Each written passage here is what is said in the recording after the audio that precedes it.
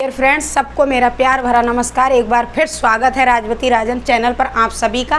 देखिए, इसके बाद इससे पहले आपने सीखा है, मैंने 5 वीडियो लेके आई थी। आज ये मेरी 6ठी वीडियो है जिसमें मैं आपको सिखाऊंगी प्रोनाउंस के टाइप्स क्या होते हैं। इससे पहले आपको पता है मैंने फर्स्ट पार्ट सेकंड पार्ट में प्रोनाउंसिएशन सिखाया था और उसके बाद मैंने नाउन सिखाया था आपको, और फिर नाउन के बाद प्रोनाउन की क्या सिखाई थी आपको, डेफिनेशन। ठीक है, तो डेफिनेशन तो हमने समझ ली कि प्रोनाउन होता क्या है, लेकिन इसके बाद हमें क्या जानना है कि प्रोनाउंस के टाइप्स क्या होते हैं। तो आज जो मेरा पार्ट है, पार्ट नंबर 6, जिसमें मैं क्या लेके आई हूँ आप सब लोगों के लिए कि प्रोनाउन के टाइप्स क्या होते हैं। टाइप्स इनकी सर्वनाम के प्रकार, हिंदी में क्या बोलेंगे इसको, सर्वनाम के प्रकार। अब जानते हैं कि सर्वनाम के प्रकार कितने प्रकार होते हैं। ठीक है, सबसे पहले इनको पढ़ते हैं, ज़्यादा देर ना करते हुए स्टार्ट करते हैं अपनी वीडियो और जानते हैं कि प्रोनाउन के टाइप्स क्या होते हैं। देखिए, फर्स्ट नंबर का जो प्रोनाउन हमारा होता है वो पर्सनल प्रोनाउन। ठीक है, इसे सब्जेक्टिव प्रोनाउन के नाम से भी जाना जाता है और कुछ लोग इसे इंडिकेटिव प्रोनाउन भी बोलते हैं। तो इसे हिंदी में हम क्या बोलेंगे, पुरुषवाचक सर्वनाम। क्या कहेंगे इसको, पुरुषवाचक सर्वनाम। और दूसरा हमारा क्या है, पजेसिव प्रोनाउन, जिसे हम क्या हिंदी में कहेंगे, अधिकारवाचक सर्वनाम। थर्ड नंबर पे हमारा कौन सा प्रोनाउन आता है, डेमोन्स्ट्रेटिव प्रोनाउन, जिसे हिंदी में क्या कहेंगे, संकेतवाचक सर्वनाम।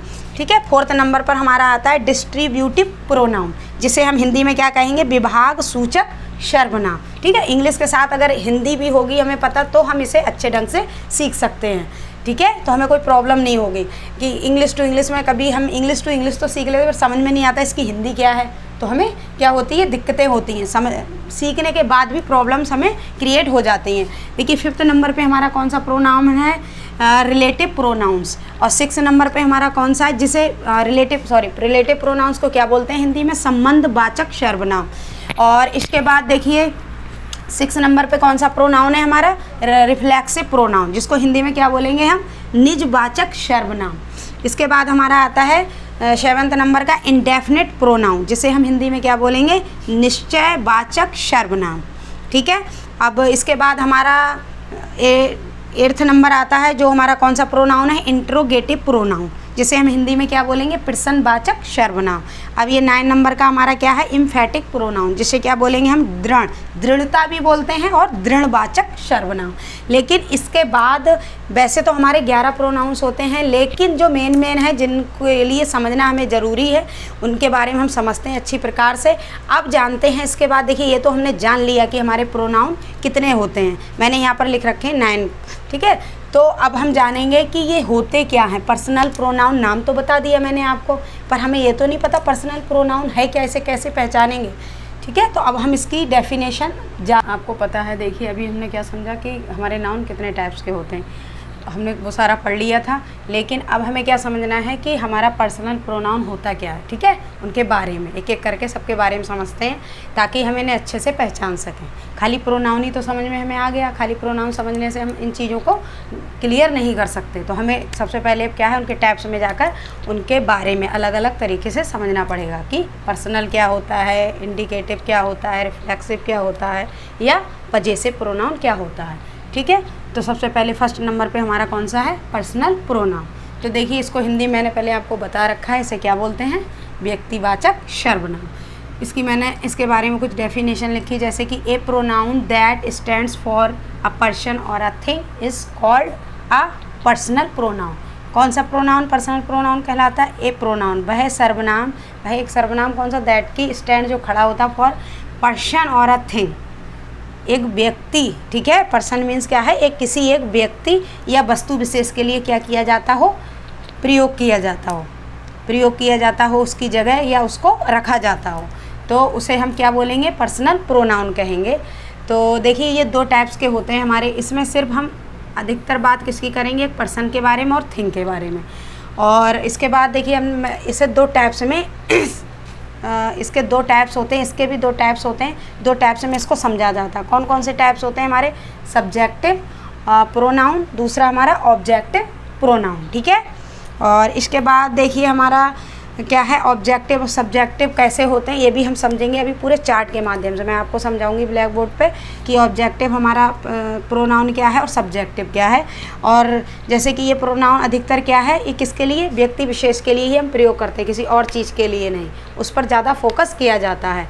और इसके 3 पर्सन होते हैं, कौन कौन से, एक फर्स्ट पर्सन जिसे हम हिंदी में बोलना चाहेंगे तो बोलेंगे हम प्रथम उत्तम पुरुष, और दूसरा हमारा क्या होता है सेकेंड पर्सन जिसे हम बोलेंगे मध्यम पुरुष, और थर्ड हमारा होता है थर्ड पर्सन हमारा जो होता है वो होता है हमारा अन्य पुरुष। ठीक है, तो अब हम इसके बाद देखिए ये तो हमने समझ लिया कि हमारा पर्सनल प्रोनाउन क्या है, कैसे करके उसको समझना है, थोड़ी सी ये डेफिनेशन के माध्यम से। और मैंने बताया अब ये जाने कि सब्जेक्ट क्या है, इसमें ऑब्जेक्ट क्या है, और कैसे करके ये पर्सन में यूज किया जाता है, कैसे समझेंगे हम कि ये पर्सन, आपने मैम यहाँ पर पर्सन लिख दिया, थिंग लिख दिया, कहा इसकी जगह इसको खड़ा किया जाता है, और तब ये क्या कहलाता है, हमारा पर्सनल प्रोनाउन कहलाता है। लेकिन अब हम समझेंगे कि किस तरीके से इसको हम यूज करते हैं, कैसे प्रयोग करके समझते हैं। देखिए आप सबको पता है, इससे पहले मैंने क्या आपको अभी बताया था कि पर्सनल प्रोनाउन क्या होता है, लेकिन अब हमें जानना है कि पर्सनल प्रोनाउन, देखिए दूसरे मैंने आपको एक नाम बताया था, उसे हम सब्जेक्टिव प्रोनाउंस के नाम से भी जाना जाता है, और उसको इंडिकेटिव, बहुत सारे लोग इंडिकेटिव में भी पढ़ते हैं उसको, उसका मतलब हिंदी में वही होता है। तो हम अब क्या जानना है, हमारे लिए ये जानना है कि पर्सनल प्रोनाउन को 2 कैटेगरी में, सब्जेक्टिव और ऑब्जेक्टिव। अब सब्जेक्ट क्या होता है, ऑब्जेक्ट क्या होता है, ठीक है, तो ये हम जानेंगे। इसमें इस प्रकार के जो हमारे वर्ड्स हैं यूज किए जाते हैं, किस किस रूप में, सब्जेक्ट रूप में और ऑब्जेक्ट रूप में। ठीक है, तो देखिए मैंने यहाँ पर ये चार्ट बना रखा है, और आई होप आप सब बच्चे इस चार्ट के माध्यम से बहुत अच्छे से समझ पाएंगे। ज़्यादा इधर उधर डिटेल से हम कन्फ्यूजन हो जाते हैं, और जब हमें क्या है बहुत ज़्यादा लंबे वे में ना समझाकर अगर शॉर्ट तरीके से अगर कोई भी चीज़ हम जब समझते हैं तो हम आसानी से समझ जाते हैं। तो देखिए मैंने उसी तरीके से आप लोगों को समझाने की कोशिश की ताकि आप अच्छे से इसको समझ सकें। मैंने एक क्या बनाया, एक छोटा सा ये चार्ट रूप बनाया ताकि आप इसको इधर दोनों कैटेगरी में बांट दिया, इधर सब्जेक्टिव रूप दिया है और इधर ऑब्जेक्टिव रूप, और मैंने हिंदी भी लिख दी है किसको किस तरीके से सब्जेक्ट में यूज करेंगे और किसको कैसे करके चेंज करेंगे ऑब्जेक्टिव रूप में। तो हमने आपसे बात की थी कि ये 3 कैटेगरी हमारी कौन सी, फर्स्ट पर्सन, सेकेंड पर्सन और थर्ड पर्सन।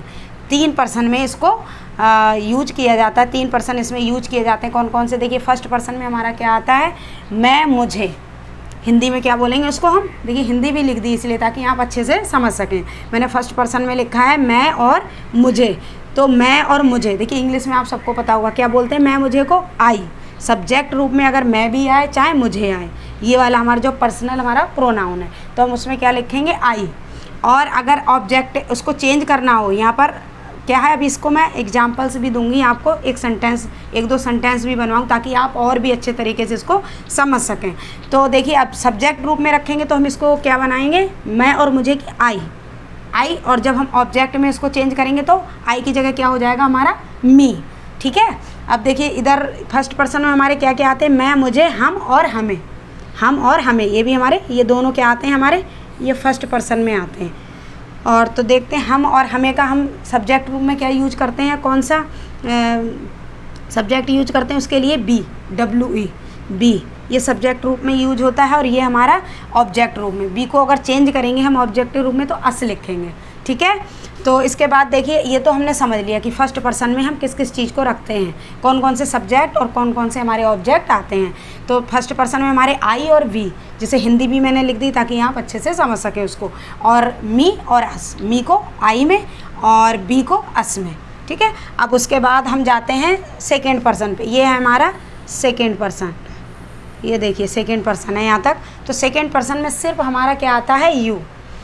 सेकेंड पर्सन हमारा क्या आता है, यू। जैसे देखिए हिंदी में तुम या तुम्हें अगर आता है सेंटेंस में, तो अगर हम उसकी इंग्लिश बनाएंगे तो क्या करेंगे, तुम या तुम्हें को यू में। तो एक बात और समझने की है इसमें कि ये सिंगुलर में भी यू लिखा जाता है और प्लूरल में भी यू, इसका कोई दूसरा वर्ड नहीं होता कि सिंगुलर में कुछ और तरीके से लिखेंगे और प्लूरल में इसको किसी और तरीके से। ठीक है, ये वाली मिस्टेक आपको बिल्कुल नहीं करनी है। तो आपको आई होप आप सब समझ चुके होंगे कि इसको क्या है, हमें उसमें यूज करना है, वचनों में तो दोनों में ही हमारा यू आएगा, उसके बाद अगर ऑब्जेक्ट रूप में, जैसे कि आपने आगे पढ़ा कि मैम ने इसको बताया आई और इसका क्या होगा मी, ऑब्जेक्ट रूप, लेकिन इसका क्या होता है, ये सब्जेक्ट भी यू होता है और ऑब्जेक्ट भी यू होता है, इसे बिल्कुल चेंज नहीं किया जाता। देखिए इसमें भी यू लिख रखा है मैंने, इसमें भी यू लिख रखा है, तो ये हमारा बिल्कुल, बच्चे सोचे कि मैम ने बताया कि ऑब्जेक्ट और सब्जेक्ट रूप में चेंज करना, तो इसका क्या होगा, इसका कुछ भी नहीं होगा, ये बिल्कुल चेंज नहीं होता है, ये यू का यू ही रहता है। अगर हम प्लूरल की बात करें उसमें भी यू का सब्जेक्ट रूप में भी यू रहेगा और ऑब्जेक्ट रूप में भी यू रहेगा, ठीक है। और अब आता है हमारा थर्ड पर्सन। अब थर्ड पर्सन में हमारे कौन कौन से आते हैं, सब्जेक्ट और ऑब्जेक्ट कौन कौन से आते हैं। देखिए मैंने यहाँ पर हिंदी में भी लिख दिया और इंग्लिश में भी, ये हमारे सारे थर्ड पर्सन में, वह, उसने या वह, उसने, इन सब की हम इंग्लिश, चाहे वहाँ पर गर्ल्स हो या गर्ल्स होगी तो हम क्या लगाएंगे सी, सभी को पता है गर्ल्स के लिए वह की या उसने की क्या लगाएंगे सी, और वह या उसने अगर बॉय वाला बॉय के लिए यूज किया गया होगा तो हम क्या लगाएंगे ही, ठीक है, क्या लगाएंगे ही और सी का यूज करेंगे। और इसके बाद अगर ऑब्जेक्ट रूप में इसको यूज करते हैं तो क्या करेंगे, हम सी का हर करेंगे और ही का हिम करेंगे। और इसके बाद फिर हम आते हैं, देखिए फिर हमारा क्या है, वह, यह, वे, ये, वे सब, ये सारे वर्ड ऐसे आते हैं। वह, यह के लिए दिस दैट का यूज करते हैं, बे और ये के लिए दीज दोज का, ये सारे हमारे क्या नॉन लिविंग के लिए क्या किए जाते हैं, यूज किए जाते हैं। नॉन लिविंग क्या, जिनके अंदर जान ना हो, जिसके अंदर क्या है, जीवन नहीं है, वो नॉन लिविंग है। और एनिमल्स के लिए भी हम इस चीज़ का प्रयोग करते हैं, एनिमल्स के लिए भी इट का प्रयोग करते हैं, वो सब्जेक्ट रूप में भी इट ही करते हैं हम, ठीक है, सब्जेक्ट में भी हम इट करते हैं और ऑब्जेक्ट में भी इट करते हैं।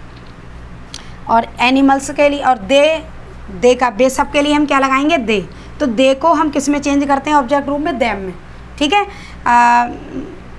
देखिए यहाँ पर मैंने लिखा एनिमल्स, तो आप ये मत समझाना, ये नॉन लिविंग और एनिमल्स के लिए इट ही यूज करेंगे हम, और इसका ऑब्जेक्ट भी हमारा क्या होगा, इट ही होगा। जैसे दे है यहाँ पर तो दे का देम होगा, ठीक है। तो आपको अच्छे से समझ में आया होगा, सॉरी, आपको सभी को अच्छे से समझ में आया होगा। और अगर अच्छे से समझ में आए मेरी जो भी वीडियो है, सारी वीडियो आप देखना अच्छे से शुरू से लेके लास्ट तक, और अच्छे से अगर आपको समझ में आ रही हैं तो आप इसको लाइक करें, सब्सक्राइब करें और शेयर करें, ठीक है।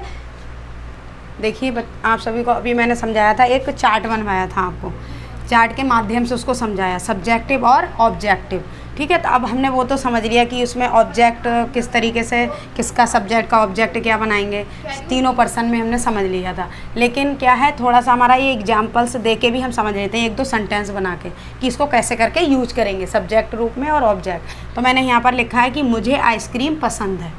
अब मुझे ये बताइए, इसमें ये मेरा क्या है, मैंने आपको बताया भी था, ये हमारा क्या है, मुझे हमारा कौन सा पर्सन था, फर्स्ट पर्सन, मुझे और मैं, और हमारा क्या था, हम और हमें, ये हमारे फर्स्ट पर्सन में आते। तो यहाँ पर क्या दिया हुआ है, मुझे, तो मुझे हमारा क्या है, फर्स्ट पर्सन में आता है, ये तो हमें पता चल गया। लेकिन ये हमारा क्या है, सब्जेक्टिव है ये, ठीक है, ये हमारा क्या है, सब्जेक्टिव प्रोनाउन, मैं शॉर्ट में लिख देती हूँ यहाँ पर, सब्जेक्टिव प्रोनाउन। लेकिन इसमें ऑब्जेक्ट कहीं नहीं आया, ये ठीक है, कहीं ऑब्जेक्ट आया नहीं आया, मुझे आइसक्रीम पसंद है। तो क्या करेंगे हम, इसको कैसे बनाएंगे, सबसे पहले जानते हैं, ये हमारा फर्स्ट पर्सन, ये फर्स्ट पर्सन, मुझे की बनानी है हमें आई, हमें पता था कि सब्जेक्ट रूप में मुझे को क्या लिखेंगे, आई, और I like ice cream, I like ice cream,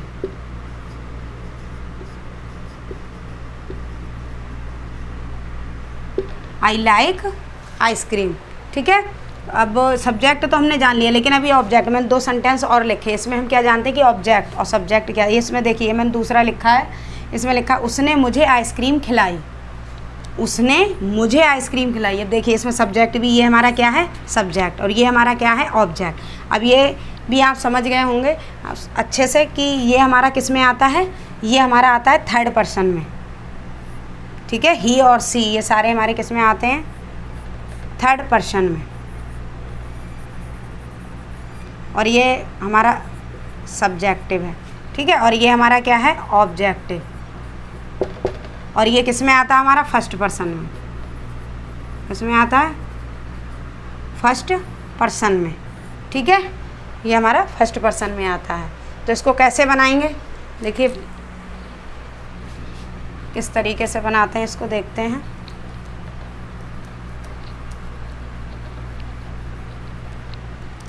जैसे कि हमारा इसमें ये था, इसमें हमारा ही offered me an ice cream, ठीक है। अब देखिए ये हमारा क्या आ गया, सब्जेक्टिव प्रोनाउन, और ये हमारा क्या आ गया, ऑब्जेक्टिव प्रोनाउन। ये भी मैंने आपको समझाया किस किस पर्सन में आते हैं। ये हमारा थर्ड में आता है और ये हमारा फर्स्ट पर्सन में आता है, ठीक है। एक और है, इसको भी देखते हैं। जैसे मैंने ये भी लिखा है, ये भी हमारा किस में आता है, थर्ड पर्सन में। ये हमारा क्या है, सब्जेक्टिव प्रोनाउन, और ये हमारा क्या है, ऑब्जेक्टिव। आई मीन आप सबको अच्छे से समझ में आते होंगे ये। तो देखिए इसको कैसे बनाएंगे, दे, बे का क्या होगा, दे, चाहे बे हो या बे सब हो, ठीक है। सबके लिए क्या लगाएंगे, दे। तो दे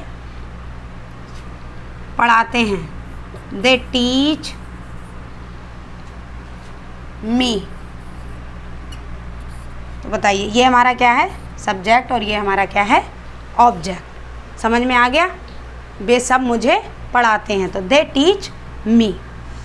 तो आप सभी को अच्छे से समझ में आएंगे। अब आने नेक्स्ट दिन हम क्या लेके आएंगे, दूसरे जो हमारा दूसरा प्रोनाउन है, ठीक है, उसके बारे में समझेंगे, उसकी डेफिनेशन समझेंगे, वो होता क्या है, उसको भी कितनी कितनी कैटेगरीज में या कितने टाइप्स में बांटा गया है, ये सारी चीज़ें हम समझेंगे। और उसके बाद हम क्या करेंगे, इनको अच्छे से समझ के और वो करेंगे हम, ठीक है। अब हमारा ये लेसन यहीं पर फिनिश होता है, लेसन यहीं पर हम समाप्त करते हैं। और फिर आगे हम आने वाले समय में नेक्स्ट डे को हम दूसरी वीडियो लेकर आएंगे इसके ऊपर, दूसरे प्रोनाउंस के ऊपर, ठीक है।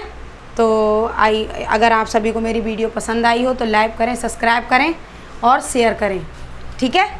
और इसी प्रकार से अगर आप प्यार देते रहेंगे तो क्या है, मैं आने वाले समय में और भी वीडियो लेकर आऊँगी प्रोनाउन, और भी हमारे जितने बच्चे हैं सबको इसी ढंग से और एक चार्ट के माध्यम से अच्छे से समझेंगे, एग्जाम्पल्स के माध्यम से भी समझेंगे, ठीक है। तो